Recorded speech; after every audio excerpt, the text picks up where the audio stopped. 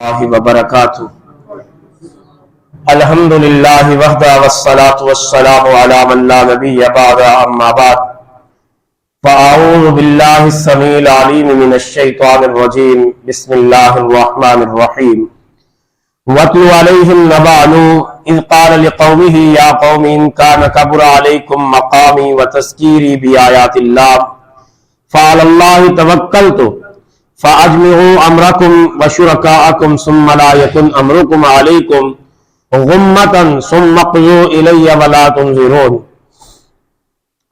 سورہ یونس جاری و ساری تھی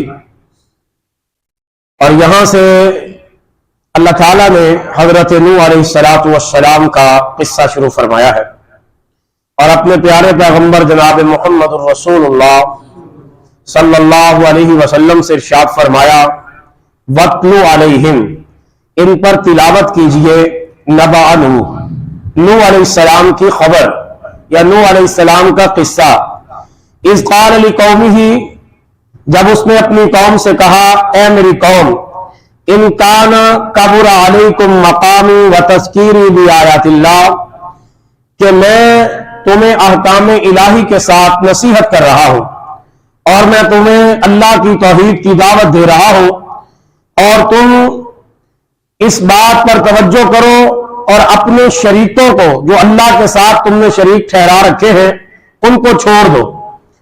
اللہ رب العالمین کے پیارے پیغمبر حضرت نوح علیہ السلام، ان کی قوم کے لوگ 5 بتوں کو پوجتے تھے، ود، سوا، یغوث، یعوق، نصر، اور یہ سارے بت جو تھے کوئی اور نہیں بلکہ نوح علیہ السلام کی قوم کے نیک بزرگ تھے۔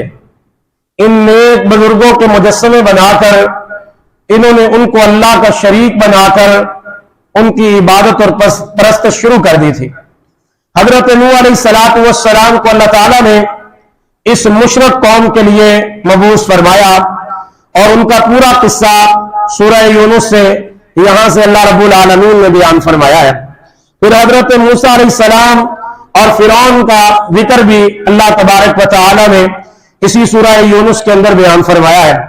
ویسے تو قصہ موسیٰ علیہ السلام اور فرعون یہ بہت طویل قصہ ہے، لیکن یہاں پر اللہ تعالیٰ نے جادوگروں کا وہ واقعہ بیان کیا ہے کہ جب حضرت موسیٰ علیہ السلام بھی فرعون کے دربار میں تھے اور جادوگروں کو بھی اکٹھا کر کے حضرت موسیٰ علیہ السلام سے فرعون نے یہ کہا تھا کہ یہ جو تم ہمارے پاس لے کر آئے ہو یہ جادو کے سوا کچھ اور نہیں ہے، یہ تو کھلا جادو ہے، لہذا تمہارا مقابلہ کرنے کے لیے میں اپنی قوم کے جادوگروں کو اکٹھا کروں گا۔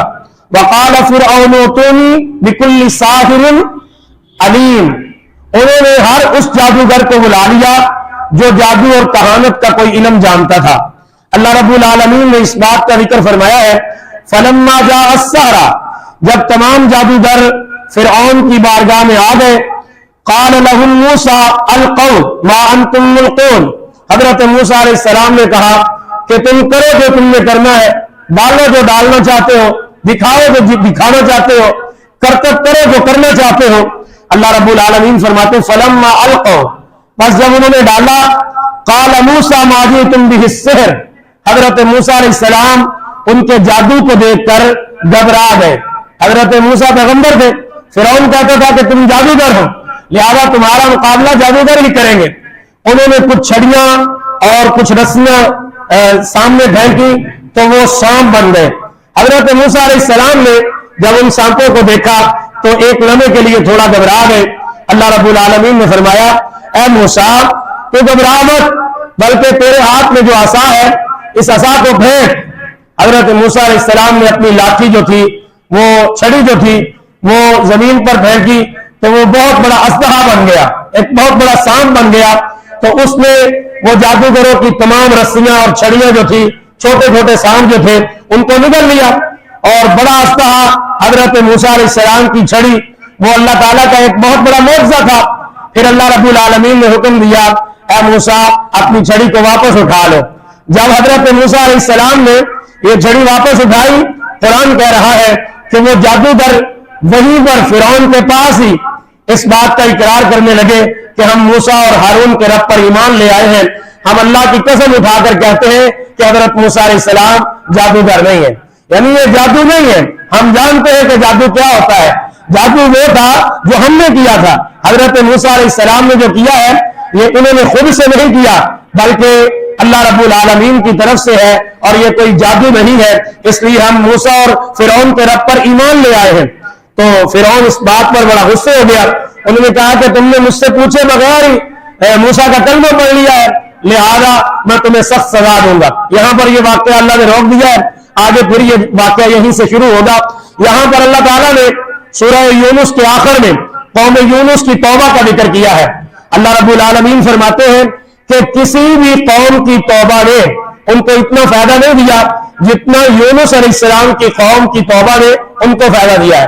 آپ اندازہ کر سکتے ہیں کہ جب ساری قوم نے اپنے نبی کو جھٹلا دیا، حضرت یونس علیہ السلام بے بس ہو گئے، پریشان ہو گئے، کوئی بھی یونس علیہ السلام پر ایمان لانے والا نہیں ہے، تو حضرت یونس علیہ السلام غصے میں آ گئے اور غصے میں آ کر اپنی قوم کو بد دعا دی، اور بد دعا کرنے کے بعد خود بستی سے نکل گئے۔ اللہ رب العالمین نے فرمایا یونس تو اپنے مالک کی مرضی کے بغیر ہی لوگوں کو عذاب کی خوشخبری سنا کر نکل آیا ہے، لہذا حضرت یونس علیہ السلام وہ کشتی میں سوار ہو گئے۔ پورا واقعہ کہ حضرت یونس کو کشتی کے اندر پھر ملا میں، دریا میں، سمندر میں اترنے کا حکم دیا، حضرت یونس علیہ السلام نے چھلانگ لگا دی، پورا ڈالا۔ یہ سارا واقعہ ہے۔ حضرت یونس کو مچھلی نے نگل لیا۔ اب مچھلی کے پیٹ کے اندر راتوں کا اندھیرا ہے، سمندروں کا اندھیرا ہے۔ قرآن کہہ رہا ہے وَنَادَى فِي الظُّلُمَاتِ اللَّا إِلَٰهَ إِلَّا أَنْتَ سُبْحَانَكَ إِنِّي كُنْتُ مِنَ الظَّالِمِينَ۔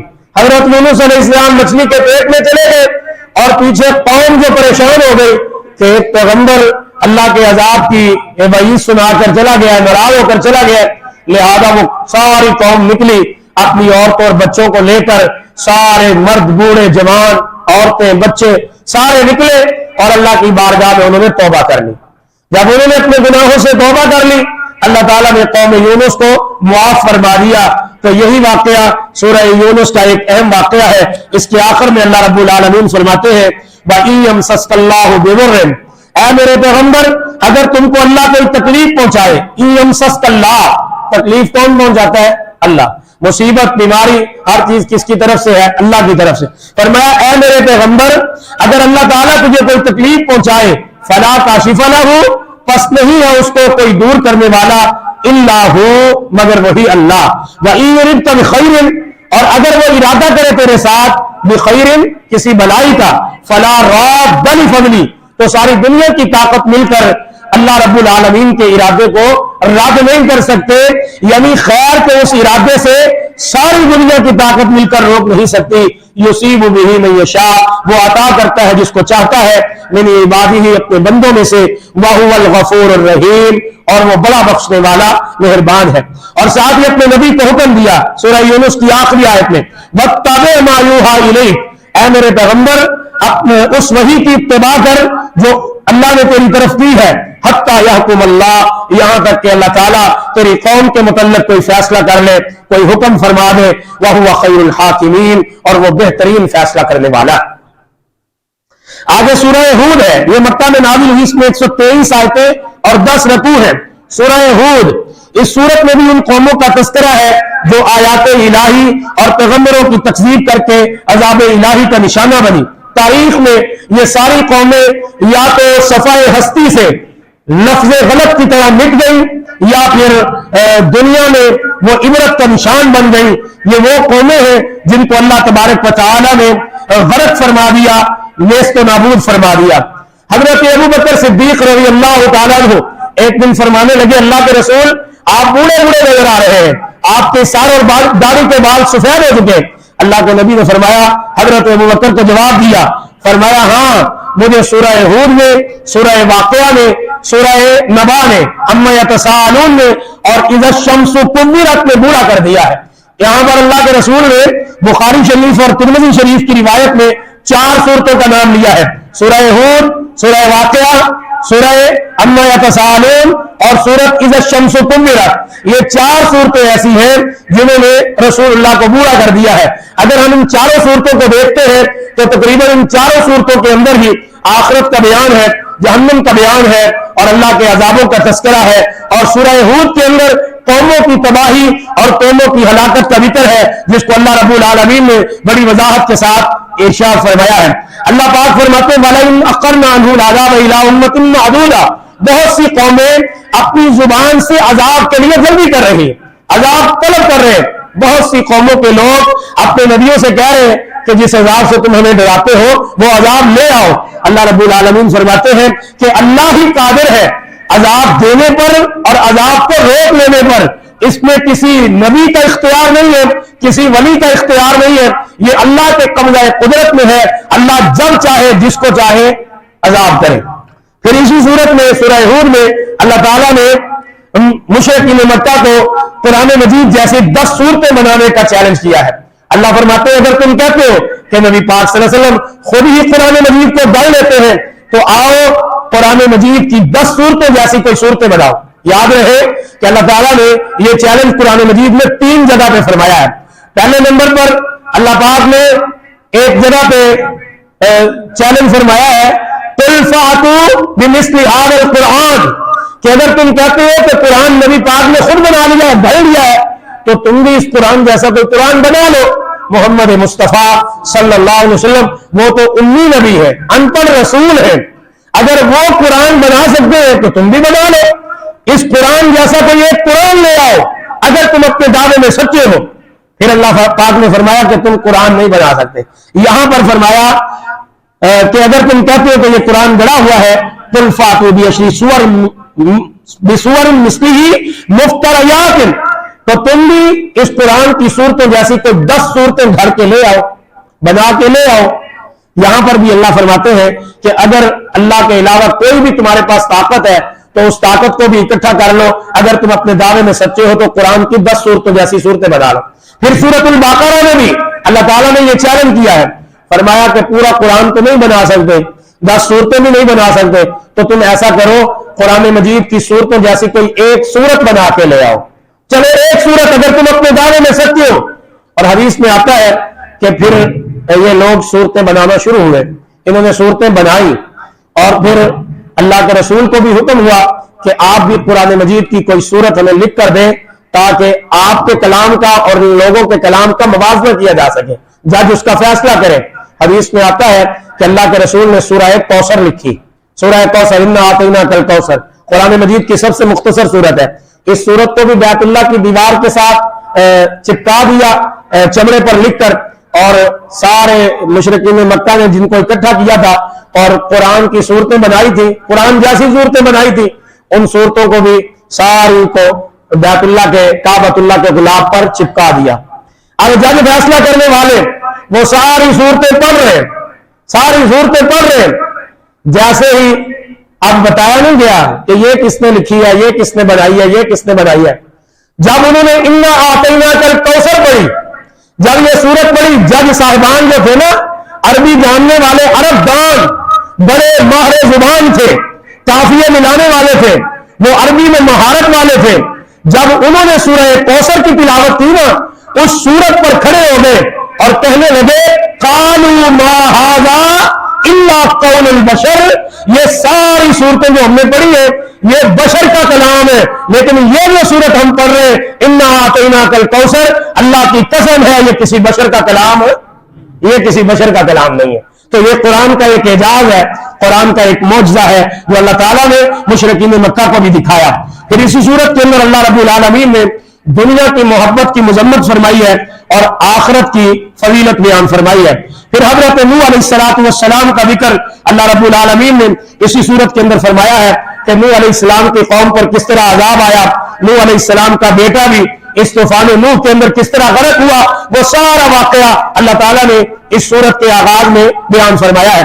اس کے بعد اللہ رب العالمین نے حضرت نوح علیہ السلام کی دعا اور آپ کو اور اہل ایمان کو جو بچا لیا اس بات کا ذکر فرمایا ہے، اور یہ سارا نوح علیہ السلام کا مفصل ذکر اور آپ علیہ السلام کے بیٹے کا یعنی نوح کے بیٹے کا ذکر کرنے کے بعد اللہ تعالیٰ نے ایک بڑی زبردست آیت نازل فرمائی ہے۔ اس آیت کا ترجمہ کرنے لگا ہوں، یہ سورہ ہود کی آیت نمبر 49 ہے، 1 کم 50۔ اللہ فرماتے ہیں تِلْکَ مِنْ أَنْبَاءِ الْغَیْبِ، یہ نوح علیہ السلام کا قصہ یہ غیب کی خبریں ہیں. تلک من انباء الغیب، انباء نبا کی جمع ہے، یہ خبریں ہیں غیب کی. نوحیھا الیک، ہم ان کو وحی کر رہے ہیں تیری طرف. ما کنت تعلمھا، نہیں جانتا تھا تو اس سے پہلے اس کو. انت، نہ تو جانتا تھا، ولا قومک، اور نہ تیری قوم جانتی تھی. کیا مانا؟ اللہ کے نبی عالم الغیب نہیں ہے. فرمایا کہ یہ نوح کا قصہ غیب کی خبر ہے، یہ ہم نے تیری طرف وحی کیا ہے. نہ تو وحی سے پہلے تجھے معلوم تھا نوح علیہ السلام کا قصہ، نہ تیری قوم کو معلوم تھا. اس سے پتہ یہ چلتا ہے جو قرآن سمجھ کر پڑھے نا، وہ کبھی بھی یہ نہیں کہے گا کہ نبی عالم الغیب سے. نبی عالم الغیب ہوتے تو ان کو نوح علیہ السلام کے قصے کی خبر ہوتی. اس لیے اللہ فرماتے ہیں کہ نہ تو تجھے نوح علیہ السلام کا قصہ معلوم تھا، نہ تیری قوم کو نوح علیہ السلام کا قصہ معلوم تھا. اس کے بعد وَإِلَىٰ عَادٍ أَخَاهُمْ هُودًا، یہ سورہ ہود ہے. حضرت ہود علیہ السلام کا ذکر اللہ رب العالمین نے فرمایا اللہ تعالیٰ نے اپنے پیغمبر ہود کو عادیوں کی طرف مبعوث فرمایا. انہوں نے کہا میری قوم اللہ کی طرف آ جاؤ، میں اس دعوت توحید پر تم سے کسی اجر کا مطالبہ نہیں کرتا. ہمارے پاس ہود کی قوم نے کہا ہے ہود اگر تو اللہ کا پیغمبر ہے ہمارے پاس کوئی دلیل لا.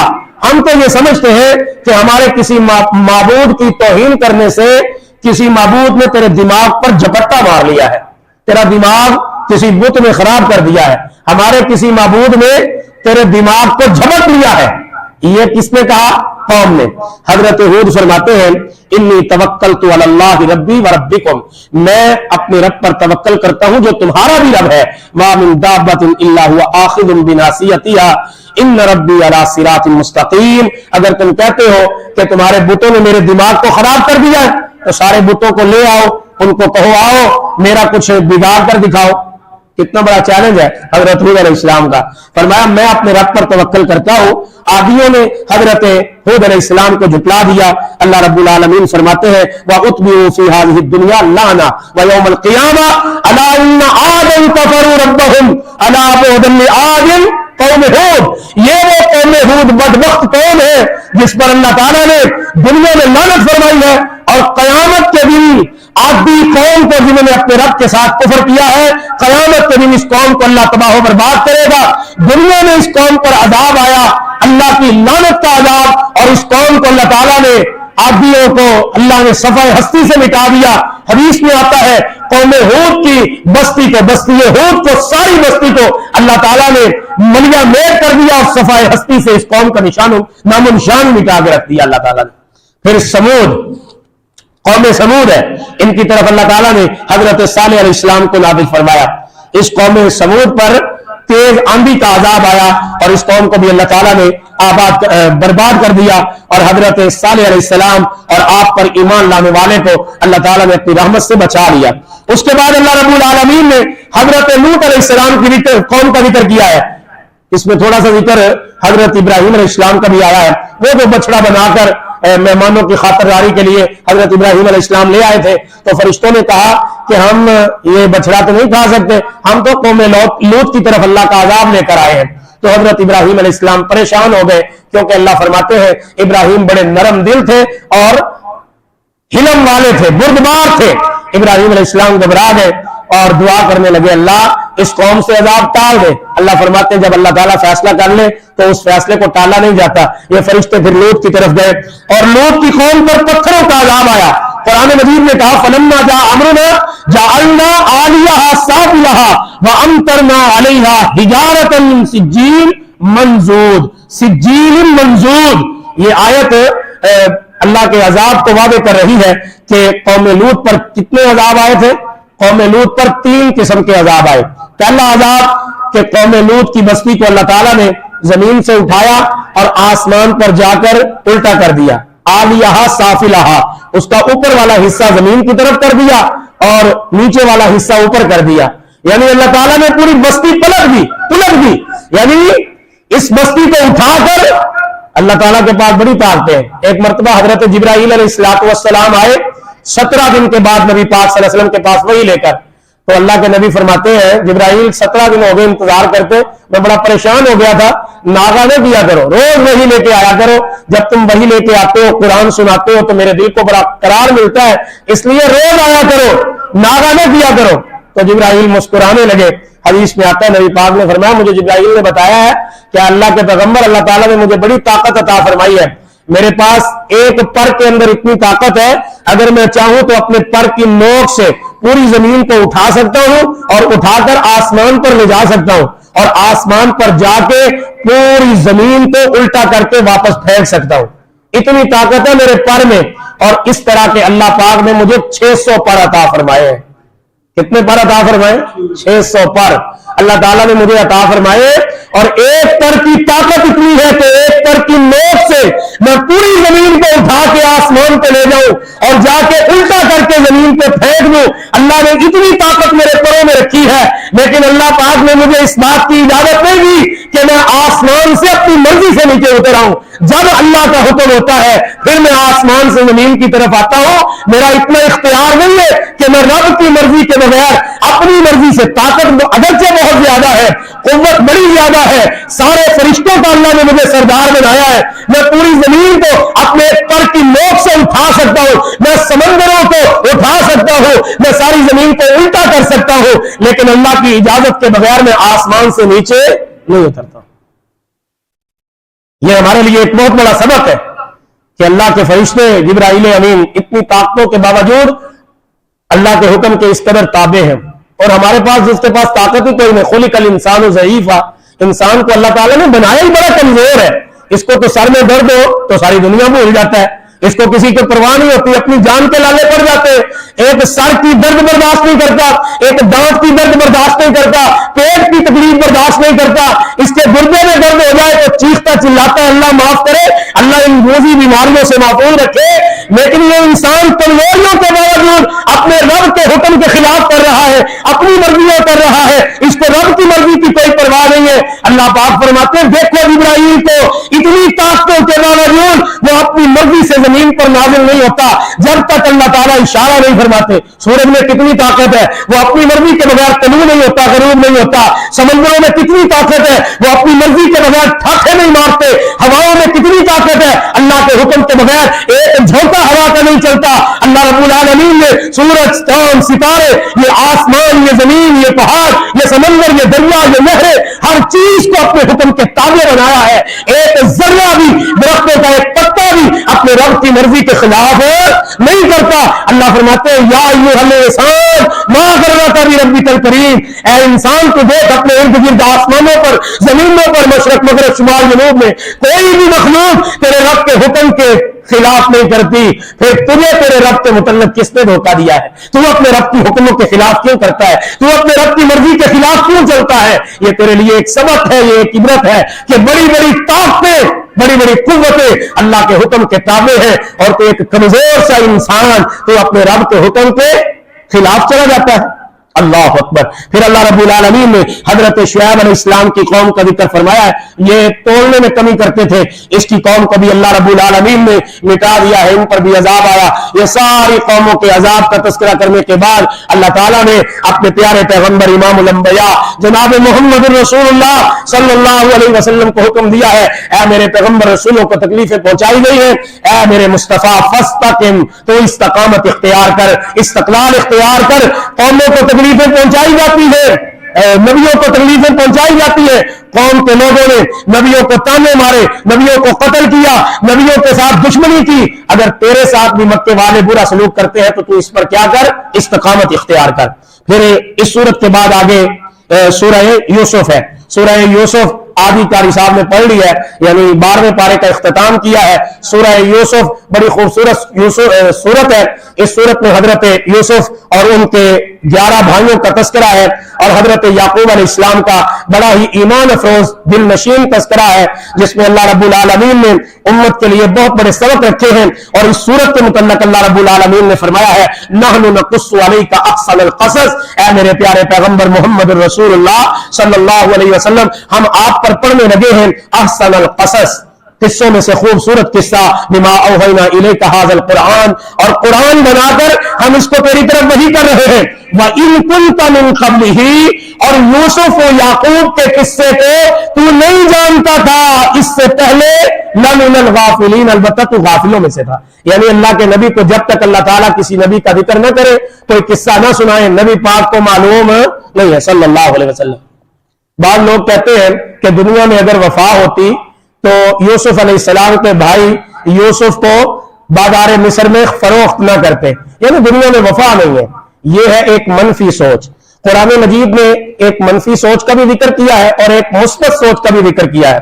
ہم یہ سمجھ کر کہ یوسف کے بھائیوں نے یوسف علیہ السلام کو باپ سے جدا کر دیا اور مصر میں بیچ دیا، یا حضرت یوسف کو مارا پیٹا اور یوسف علیہ السلام کے ساتھ زیادتی کی، تو گویا دنیا میں وفا ہی نہیں ہے۔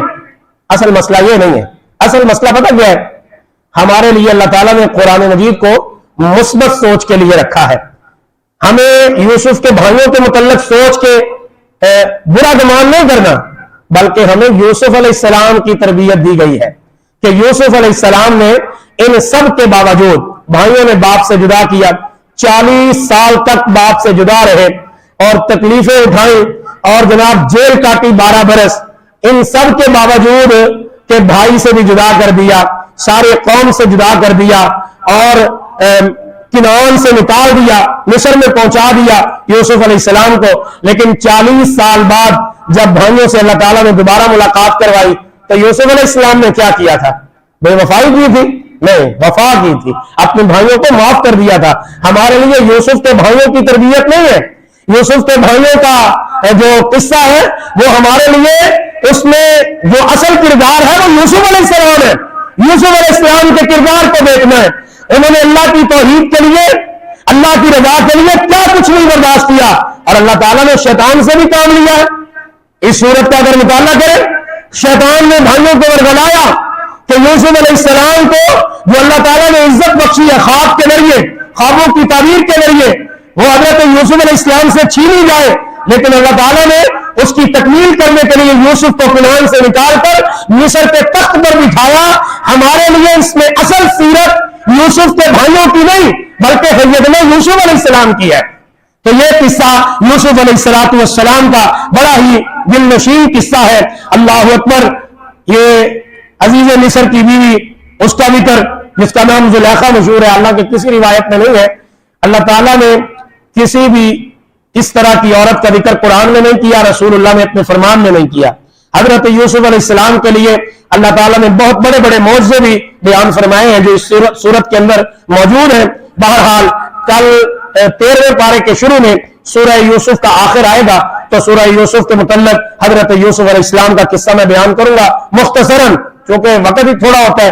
دعا کریں اللہ پاک ہمیں قرآن مجید کو سمجھنے کی، اس کے مطابق اپنا عقیدہ اور عمل بنانے کی توفیق دے۔ وآخر دعوانا ان الحمد للہ رب العالمین۔